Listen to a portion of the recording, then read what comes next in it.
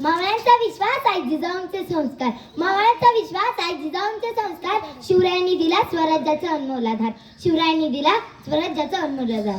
जनतेसाठी लढला वीर महान, जनतेसाठी लढला वीर महान. म्हणून तर शिवाजी महाराज महाराष्ट्राचा अभिमान, म्हणून तर शिवाजी महाराज महाराष्ट्राचा अभिमान. नमस्कार, माझे नाव स्नेहा संतोष बागल. मी तुमच्या समोर विषय मांडत आहे शिवछत्रपती एक आदर्श राज्यकर्ता.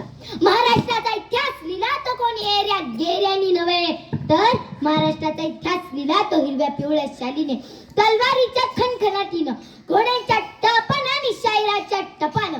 आणि त्याच लिहिला तो शिवछत्रपती शिवाजी महाराजांनी. मुजरा त्या छत्रपती शिवरायाला, रयतेच्या राजाला, त्याच्या भक्तीला जोड नाही, शौर्याला तोड नाही. जो अथांग आहे सागरा समान, ज्या छत्र आहे आभाळ समान, जो त्या सूर्याची शान, मराठी मनाचा धबधबता अभिमान. काळीज आहे सह्याद्री, ज्याला शमूंचा अभिमान. महाराष्ट्राच्या देवाऱ्यात ज्याचं पहिलं स्थान, असे प्रौढ प्रताप पुरंदर, क्षत्रिय कुलावतंस, सिंहासनाधीश्वर, राजाधिराज, योगीराज, श्रीमंत योगी, श्री श्री श्री छत्रपती शिवाजी महाराज की जय. बंदुकीच्या जोरावर, हंटरच्या धाकावर, अहो बंदुकीच्या जोरावर, हंटरच्या धाकावर अनेक वाघांना माणसाप्रमाणे जगायला शिकवणारी माणसं बघितली, परंतु बंदुकीच्या जोराशिवाय, हंटरच्या धाकाशिवाय इथल्या माणसांना वाघाप्रमाणे जगायला शिकवणारा एकच वाघ बघितला, आणि ते म्हणजे छत्रपती शिवाजी महाराज. आज आपण ज्या महाराष्ट्रामध्ये राहत आहोत तो महाराष्ट्र म्हणजे काय?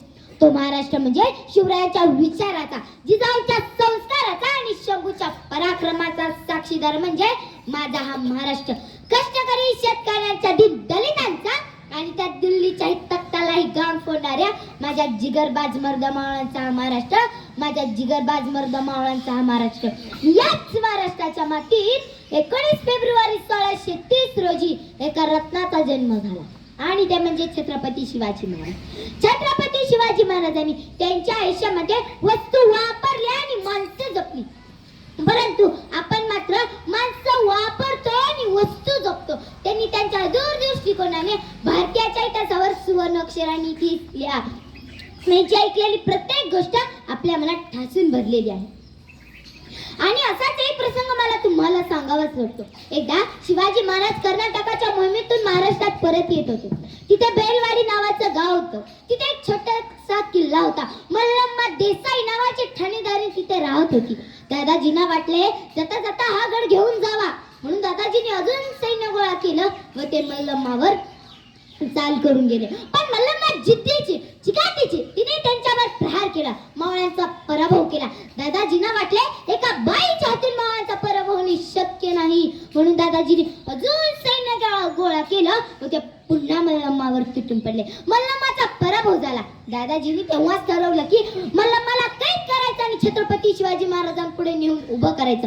जेव्हा मल्लम्माला कैद करत असताना मल्लम्मा आत गेली, आपल्या धान्य बाळाला घेऊन बाहेर आली. जेव्हा मल्लम्माला शिवाजी महाराजांपुढे दरबारात उभे करण्यात आले तेव्हा ती नतमस्तक झाली आणि म्हणाली, राजा मी तुमची गुन्हेगारी नाही, काही शिक्षा द्यायची असेल ती मला द्या, पण यात माझ्या तन्या बाळाचा काहीही दोष नाही. हे ऐकून त्यांनी स्मित हास्य केले व चिटणीसाला इशारा केला.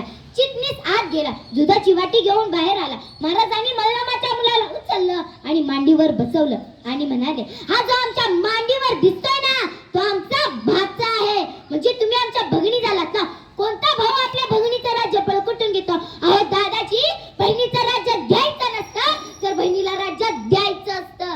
त्या काळातही माझ्या शिवरायानं मल्लम्माला तिचं राज्य परत केलंच.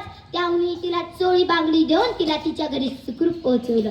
म्हणून म्हणावंच वाटतं जे शिवाजी महाराजांनी केलं ते जगाने केले नाही, आणि जे जगाने केलं ते शिवाजी महाराजांनी कधीच केलेलं नाही. म्हणून तर जगाला छत्रपती शिवाजी महाराजांपुढे झुकावे लागले. छत्रपती शिवाजी महाराजांनी त्यांच्या आयुष्यामध्ये नेहमी स्त्रियांचा आदर केला. आज मला कोणी स्त्री ऐकत आहे तिला मला एवढंच सांगायचं वाटतं, अगं तलवारीपेक्षा तीक्ष्ण या तुझ्या नजरेची धार आहे.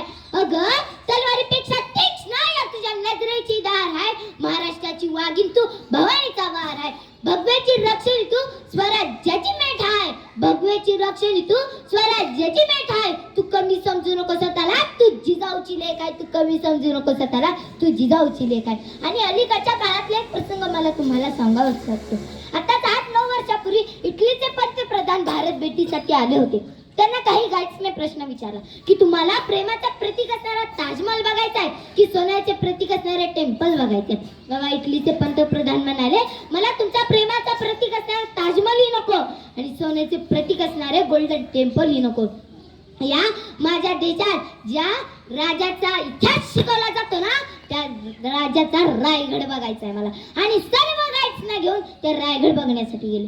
म्हणून नक्की मला असं वाटतं जगाच्या पाठीवर तुम्ही कुठेही गेलात जर तुम्हाला कोणी विचारलं तर त्याला अभिमानाने सांगा आलेल्या मरणालाही ज्यांनी लाजवलं आणि आलेल्या मरणालाही ज्यांनी जगायला शिकवलं असे संभाजी महाराज व भूमीतून आला आहोत.